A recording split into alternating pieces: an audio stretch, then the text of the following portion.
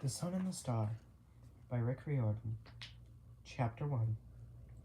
Nico faced the worst decision of his life, and he was certain he was going to mess it up. "I can't do this," he said to Will Solace, a stunningly beautiful son of Apollo, who stood across from him. But it was Austin Lake, one of Will's half-siblings, Nico chose to focus on. He was pacing behind Will, which only made Nico more nervous. "Stop moving, Austin," said Nico. "I can't concentrate." "Sorry, dude," Austin said. "This is just so stressful." "You gotta choose," Will said to Nico. "Those are the rules." Nico frowned. "I'm the son of Hades. I don't live by most rules." "But you did agree to these," said Kayla Knowles, another child of Apollo. She twirled a cherry lollipop in her mouth. "Are you a demigod without honor, Nico D'Angelo?" Austin kept pacing. To be fair, I don't think this task requires any actual honor." "Quiet," said Nico, running his hands through his hair. What if he made the wrong choice? Would Will be disappointed in him? But studying Will's face, Nico only saw anticipation. The good kind. Will was ready for whatever Nico would say, and no matter how it is ended, Will would still think just as highly of him. What did I ever do to deserve him? Nico wondered. He asked himself that question a lot. "Okay, I've made my decision," said Nico. "I might explode," Austin said. "The world might end," said Kayla, now holding the lollipop at her side, her eyes bright with anxiety. "Like, actually end this time." "So," said Nico, "if I had to choose..." "Yes," prompted Will. "You would choose..." Nico took a deep breath. "Darth Vader." Will and Kayla groaned, but Austin looked at Nico like he had just given him a Ferrari as his birthday present. "Dude!" Austin screamed. "That is the best answer." "That is the worst answer," said Kayla. "Why would you choose Vader when Kylo Ren is right there?" "I was hoping for a deep cut," Will mused. "Maybe someone like General Grievous or Dryden Voss." "Hold on," said Nico. "I just finished watching all those movies yesterday. I can barely remember what happened in all the prequels at this point." He paused. "Were those all actual characters in Star Wars, or are you joking?" "Don't distract from your truth, Nico," said Kayla. "Darth Vader? You go on a date with Darth Vader?" She crunched on her lollipop. "I've lost all joy, Nico. All of it." "Welcome to my world," Nico joked.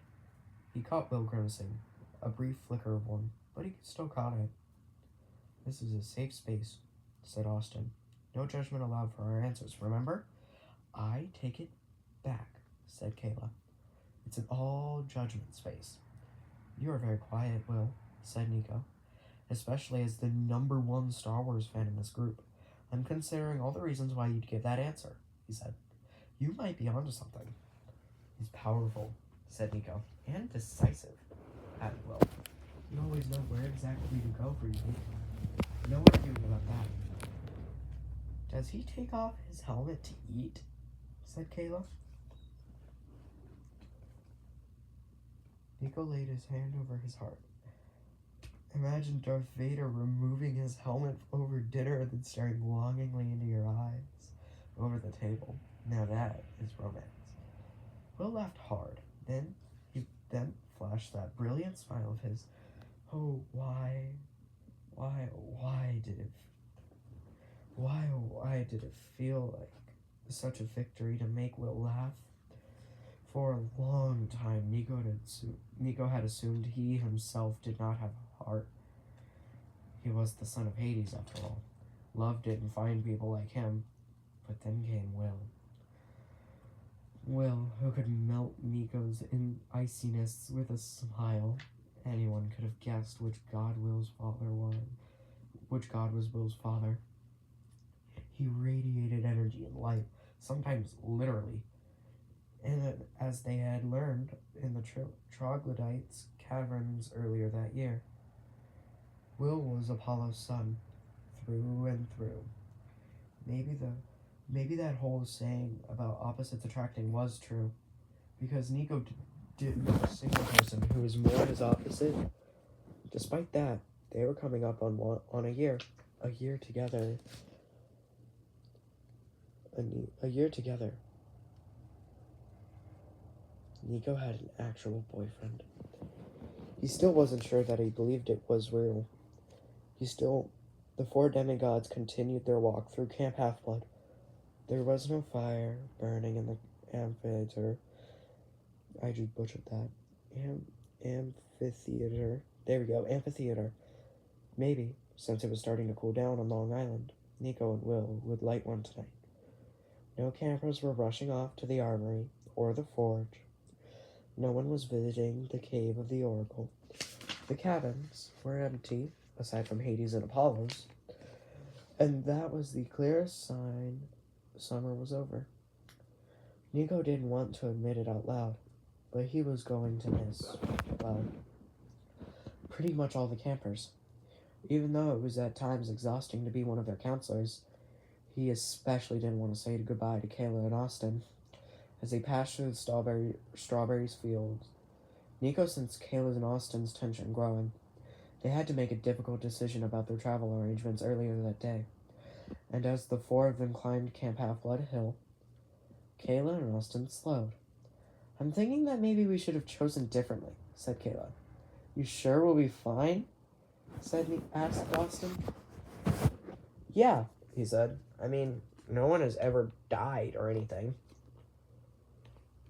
"That's not nearly as comforting as you think it is," said Kayla. "You'll be okay," said Will. And he put his hand on Austin's shoulder. "I've heard it's chaotic, maybe a bit nauseating, but you'll make it home safely." They reached the summit of the hill, where the golden fleece glittered on the lowest branch of the pine tree. Below Farm Road 3.141. Wow. Anyway, below Farm Road 3.141 curved around the base of the hill, defining the outer border of camp.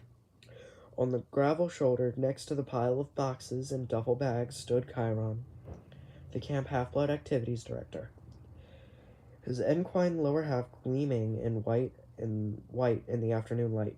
"There you are," the centaur called out. "Come along now." None of them hurried. It was obvious to Nico that Kayla and Austin weren't in a rush to leave camp. Most everyone else had already returned to their normal lives. Except, well, what was normal for someone like Nico? Epic battles, constantly facing the threat of defeat and death? The dead talking to him? Prophecies? The voice from his dreams bubbled up inside him again now, calling out for help. Rachel Dare's words haunted him too. Only he and Will had heard what the Oracle had prophesied a few weeks ago, and Nico hadn't shared it with anyone else yet. Not even other counselors. Why should he? It hadn't warned of any doomsday threats to Camp Half-Blood. The world was, as far as he knew, safe for now. From angry gods or rebellious titans, resurrected maniacal Roman emperors who were no longer a thing to worry about. The prophecy merely concerned that lone voice in his dreams begging for help. Specifically, Nico's help. "Some of the satyrs collected your things," said Chiron as the four demigods joined him at the road. "They wish you well on your journey." "We might need it," Kayla grumbled. "Chiron, just tell us the truth. The Grey Sisters aren't going to kill us, are they?" "What? No," he looked aghast. "At least they haven't killed anyone so far." "You and Nico," cried Austin, throwing up his hands. "Both of you think that's an acceptable thing to tell us?" Chiron's smile lines crinkled around his eyes. Now you're demigods. You'll be fine. Try tipping them a few extra drachmas at the start of the trip.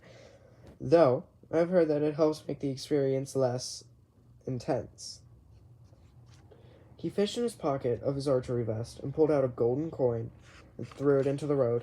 "Stop, O chariot of damnation!" No sooner had Chiron finished speaking than the taxi arrived. It did not putter or cruise up to the group. It appeared. The coin sank into the pavement. Tendrils of dark smoke curled upward. The asphalt twisted, and the Gray Sisters' taxi erupted into being. It looked like a taxi, all right, but its edges were swirled and wafted if you stared at it too long. Nico had heard all about Percy, Meg's, and Apollo's experiences with this particular mode of transportation. They repeatedly told him that they even preferred his shadow travel to the bumpy, vomit-inducing nightmare that was riding in that car. The Gray Sisters had a long history of detesting heroes, and at this point, they viewed every inhabitant of Camp Half-Blood as a potential hero to be detested. Nico didn't want to admit to the others that he had met the Gray Sisters several times of his own, and he kind of liked them. They were thorny, difficult, stuck in their ways, chaotic, yet weirdly dependable. They wore their darkness on their sleeves. For Stick's sake, they all shared a single eye. How could Nico not appreciate them? The sisters were in the midst of an argument as one of the rear doors swung open. "I know what exactly I'm doing, Wasp," said the old lady sitting shotgun, her stingy gray hair swaying over her face. When have I ever not know what I'm doing?" Oh, screeched Wasp, who sat up in the front middle. "That's lush. That's a real lush opinion, Tempest." "Do you even know what lush means?" Tempest shot back. The drivers groaned dramatically. "Are you two children? Will you please stop talking?" Tempest threw her hands up and put on her best imitation of the driver, which confused Nico since they all sounded identical. "Oh, my name's Anger, and I'm so mature." "I will eat the eye," warned Anger. "I'll do it." "You wouldn't," said Wasp.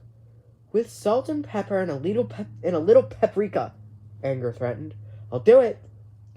"Hi," said Austin, hoisting his saxophone case. "Is there any way you could pop the trunk? We all have some luggage." All three Gray Sisters spun towards Austin, and spoke in unison. All three Gray Sisters spun toward Austin and spoke in unison. "No!" Then they fell back to arguing. Nico decided right then and there, that these were his favorite people in the world. Still, he sympathized with Kayla and Austin as Chiron worked to open the trunk. Both demigods looked more frightened than they had ever in the last year. "You sure you don't want me to shadow travel you down to Manhattan?" Nico offered. Will sighed. You can't use shadow travel like public transportation. It'll drain you dry." "It's okay, Nico." Kayla sounded like she was trying hard to believe it. "We'll be fine. Plus, we're going to different places," said Austin. "My mom's beating me uptown. I actually got into an academy up in Harlem, and she found an apartment for us close by." "Sounds like a good place to end up," said Will. "Not too far from here." "And there's so much history in Harlem to explore," added Austin. "Apparently one of the clubs where Miles Davis used to play has reopened." Nico nodded half-heartedly. He had no idea who that was. It was one of the downsides of not being in the human world for very long.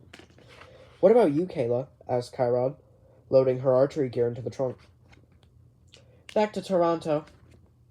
Dad wanted me to come home, and it's actually been a while. I'm pretty excited, to be honest." Her eyes glinted. "Especially to prove that I'm now better than him at archery." Austin turned to Nico and Will. "So, you two are really staying here?" Nico hoped Will would answer first. The sun falling behind the western hills made Will's curly blonde hair look like it was aflame. For a moment, Nico wondered if Will was using his glow-in-the-dark power. Either way, it made Nico a little annoyed. Why did Will have to be so beautiful all the time? "I think we are." said Will, taking Nico's hand. Mom's touring for her new album this fall. I don't know if I want to bounce around the country in the back of a van. Could be fun, said Austin. I hope I get to travel because of my music one day. Kayla nodded. I wonder what it would be like to see other places without worrying whether some murderous statue is going to kill you. Oh, come on, said Nico. Where's the fun in that? Are you two going to get in the car, Tempest growled? Or are you paying us to listen to your boring conversation? She was hanging out the window with an open palm extended towards them. Austin paid her with 3 drachmas, tipping her heavily, as Chiron suggested. Tempest examined the coins for a moment. Nico didn't know how, as she had no eyes, behind that thick gray curtain of hair, then grunted. She pulled herself back into the car. Get in, she said. There were quick hugs and cheek kisses, and then Austin and Kayla climbed into the back seat of the Gray sisters' taxi. All the while, the sisters continued to argue. Kayla looked around the cab. We've been on worse adventures, she said to those outside the car. Have we? Asked Austin. Anyway, hope to see you soon, said Kayla. And don't get into any trouble, you two. Austin leaned across to Kayla to poke his head out of the window, a mischievous excitement on his face. But if there is trouble, Will waved at them, you'll know. Promise. Be safe yourselves, Chiron called out. Drive, Anger, drive, screamed Wasp. Isn't that what you do? Honestly. Why do you even sit in that seat if you don't? Her words were lost as the taxi jerked forward and disappeared in a blur of gray. Yep. Nico loved the sisters. So that's it, said Will. They were the last, weren't they? Indeed, Chiron said. Aside from some of the staff, the satyrs, and the dryads, Camp Half-Blood is actually empty. The old centaur sounded a bit lost. As far as Nico could recall since he started coming here, this is the first time that there were no demigods present aside from him and Will, that is. This is weird, Nico said. Really weird. A lot has happened over the past few years, said Chiron, wistfully. I understand that more than ever why campers would want to go home and be with their families, or to see the world. I guess, said Nico. Now, gentlemen, Chiron said, dusting off the front of his vest. I've got a meeting with Juniper and the dryads about the tree rot. Exciting stuff, I assure you. I'll see you at dinner. They nodded, then waved as Chiron galloped off. So, said Nico, what do we do next? Will, still holding Nico's hand, guided him back up the hill. Well, we don't have any monsters to slay. Boo, I could raise a skeleton army and perform a choreographed dance. Bet I could teach them single ladies if you like. Will chuckled. We don't have any Roman emperors to locate and dethrone either. Nico flinched. Ugh, don't remind me. I could go the rest of my life without even thinking about Nero's name again. I'd be happy. That's a funny joke, said Will as they reached the summit. What is? You, said Will, being happy. Nico rolled his eyes. My grumpy little ball of darkness, added Will, poking him in the ribs. Ew, gross, said Nico, dancing away from him. We are not making that a thing. Did you really forget that I was once your, and I am quoting here? Nico, significant annoyance? Oh, you're still that, said Nico. And then Will was chasing him down the hill back into camp. In that moment, Nico allowed himself to enjoy the sensation. Will was right. There were no threats whatsoever on the horizon. No big bads, no lurking demigods, no lurking demigod traitors, no hidden monsters waiting to destroy Camp Half-Blood. But then dread prickled across Nico's skin. His body was warning him, wasn't it? Don't get too comfortable, it was telling him. He is waiting for you in Tartarus. We're having you forgot about him like everybody else did. Maybe this period of rest wasn't such a good thing. If Nico didn't have some terrible monster or villain to fight, then what excuse did he have to ignore the voice any longer? The truth was, he couldn't even ignore it, even if he wanted to. He'd been visited by so many ghosts over the years. The dead wants to be heard, and who better to listen to them than the son of Hades? But this voice, this voice did not belong to someone who had passed on, and Nico had never heard someone sound as desperate for help. So his mood was muted by the time and he and Will made it to the dining pavilion after stopping by their cabins to freshen up first. It felt strange to be in this place that was normally so alive. Now there were only a few staff dryads and harpies spread unevenly around the various tables. The camp director, Dionysus, Mr. D, to all of them, was lounging at the head of the table with Chiron, who had somehow beaten them to dinner. The two administrators were so deep in conversation that they barely acknowledged Will when he waved. Even the satyrs who served Nico and Will didn't seem all that thrilled to be doing so. "This whole place feels like my soul," Nico joked to Will. That empty and dark. Will swallowed some chicken kebab pieces. "You're not empty," he said, then pointed the skewer at Nico. "You are definitely dark, though. Dark as the pits of the underworld." Will looked down, focusing on his food. It was the most interesting thing he'd ever seen. "We don't have to talk about it if you don't want to," said Nico. Will managed to smile. His warmth was genuine, like it always was, since he basically had a literal ray of sunshine, and it softened Nico just a bit. "We can," he said. "Maybe just not now." "Nico, Austin and Kayla just left. The camp is calm, serene, quiet. Let's appreciate the break, okay?" Nico nodded, but he wasn't sure how he was supposed to do what Will had requested. When had he ever gotten a break before? If it wasn't dead Roman emperors, it was his father, or Minos, or his stepmother Persephone.